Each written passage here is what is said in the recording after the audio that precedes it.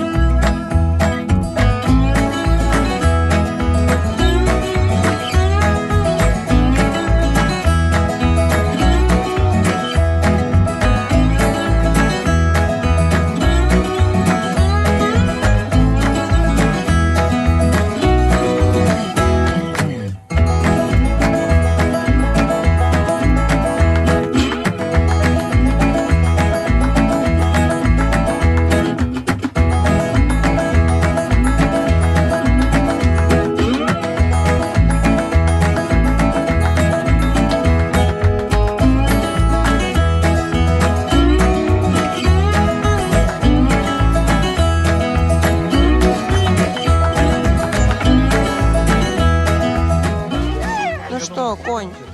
Что, лошадь? Не, это нельзя.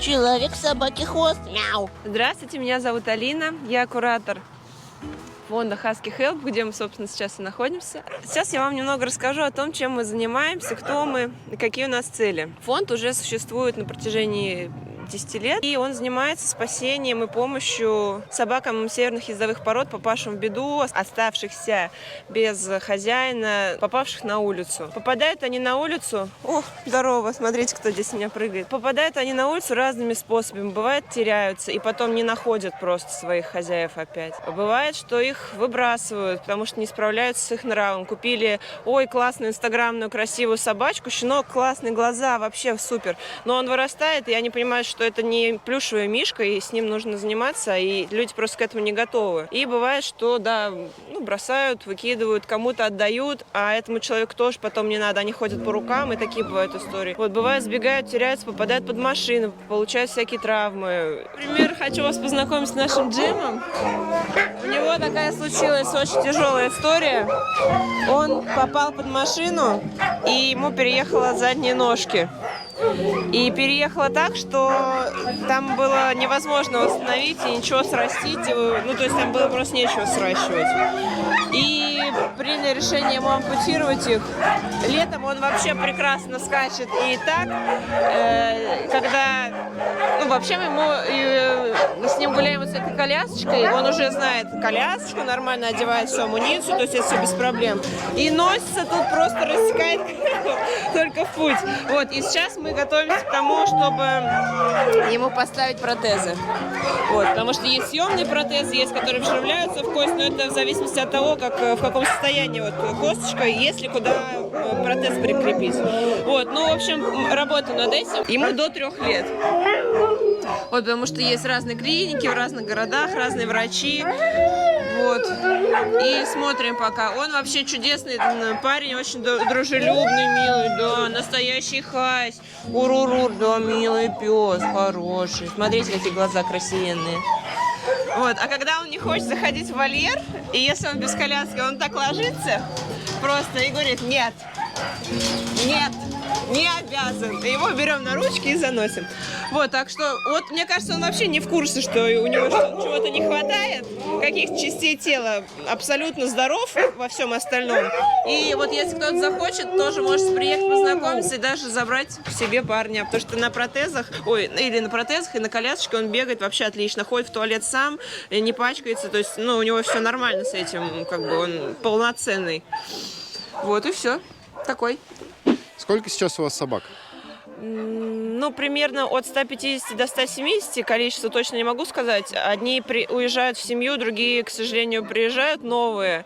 И иногда бывает перевес не в лучшую сторону. Да? В принципе, да. Мы, собственно, для этого и существуем, чтобы эти собаки попадали в семьи, им находили дом, социализировались они, и мы их как бы лечим, восстанавливаем. И, конечно, цель основная нашего существования – это именно вот попавших в беду собак определить в семью, чтобы они опять обрели дом, и у них было все классно, здорово.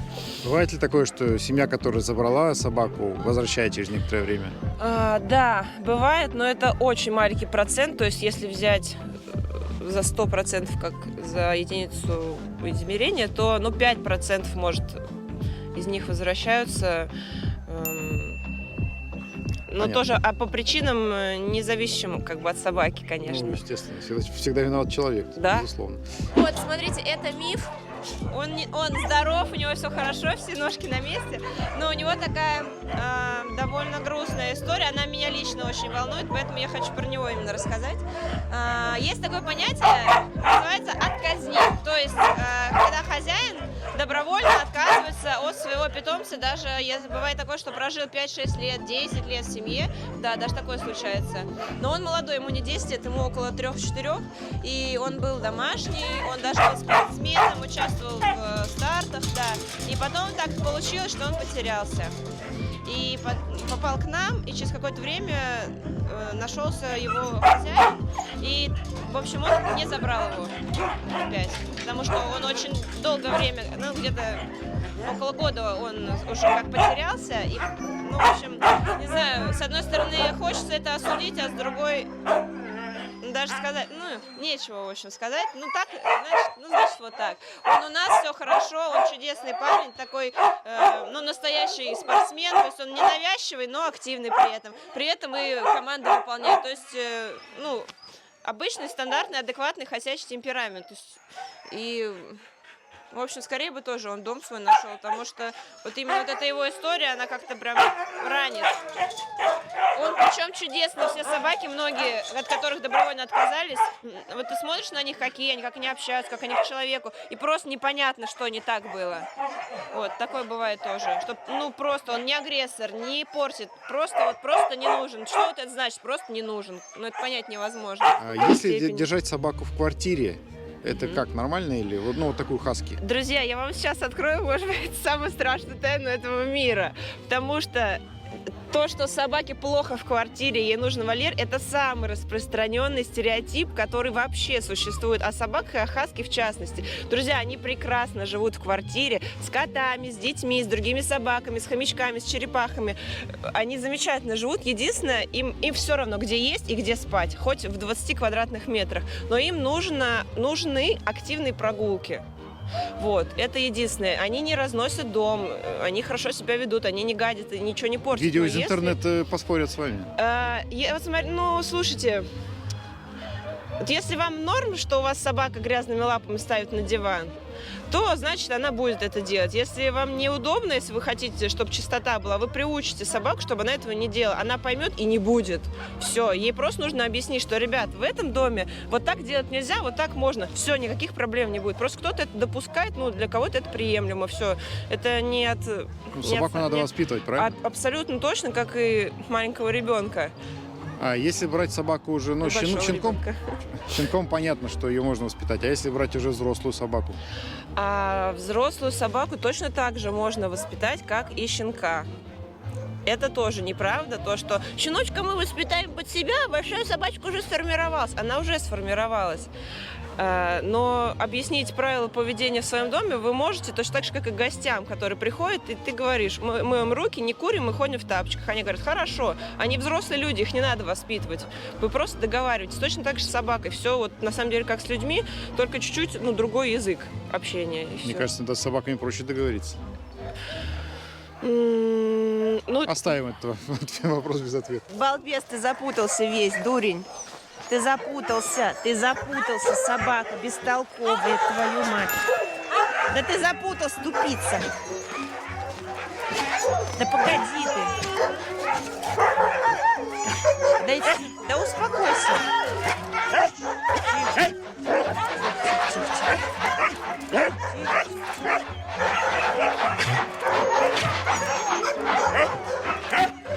Запутался. Сколько вам нужно еды в месяц на содержание собак? Но в сутки примерно взрослая собака потребляет около 400 грамм корма. И вот умножить это на 150, если по минимуму, вот примерно в сутки столько она съедает. И, соответственно, на 30 дней и вот получится, сколько она съедает, сколько приют примерно съедает в месяц. На самом деле у нас всегда актуален вопрос корма. Также актуален вопрос медикаментов. Иногда, когда к нам попадают какие-то сложные собаки, вот как сейчас, многим собакам нужно специальное лечение, многие у нас в стационаре, в реанимации, вот такие ситуации.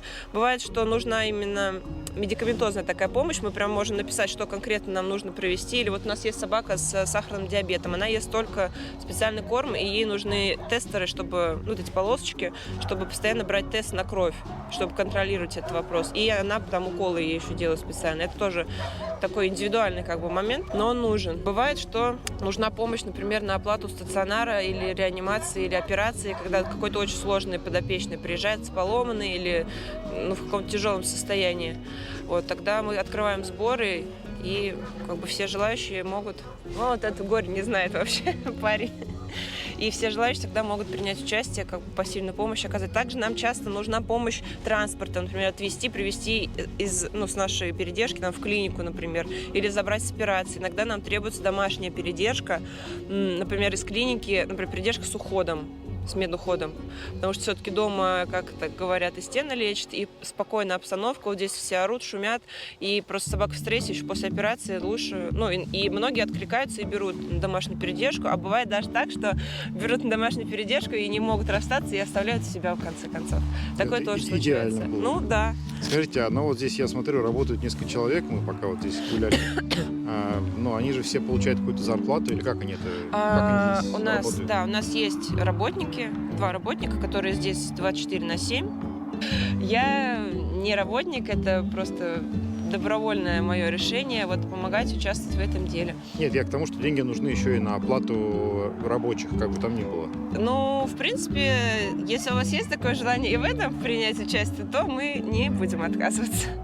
Скажите, пожалуйста, вам нужен человек? Нужен, да?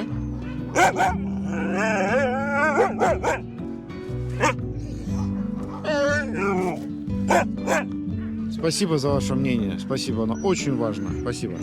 Поддержать фонд прямо сейчас можно, просканировав вот этот QR-код, либо перейти на сайт huskyhelp.ru в раздел «Помощь фонду» и поддержать, чем сможете, ребята.